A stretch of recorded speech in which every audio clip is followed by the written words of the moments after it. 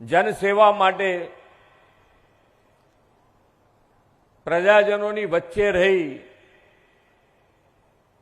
અને જો કોઈ કાર્યકર્તા કામ કરતા હોય તો એ ભારતીય જનતા પાર્ટીના કાર્યકર્તા છે।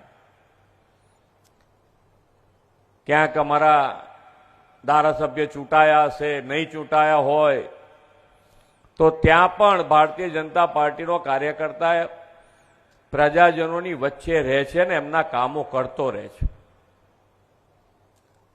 વિપક્ષની ભૂમિકા, વિપક્ષના ઉમેદવારો જીતવા ના જીતવા, પણ ચૂંટણી આવે અને ચૂંટણીની અંદર એમની ઉમેદવારી નોંધાવે અને એ ચૂંટણીમાં એમની ઉમેદવારી નોંધાયા પછી અત્યારે 30 વર્ષથી માન્ય નરેન્દ્રભાઈના નેતૃત્વમાં ભારતીય જનતા પાર્ટી આ ગુજરાતમાં શાસનમાં છે। 30 વર્ષથી કેટલા ઇલેક્શનો આવ્યા હશે,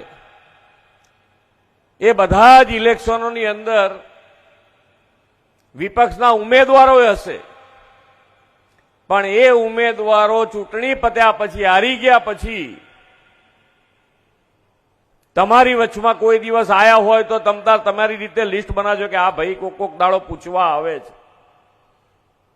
બાકી તો બીજા 5 વર્ષે ફરી કોઈક ઇલેક્શન આવે તારે ફરી પાછા મેદાનમાં આવે, ત્યાં સુધી પત્યું।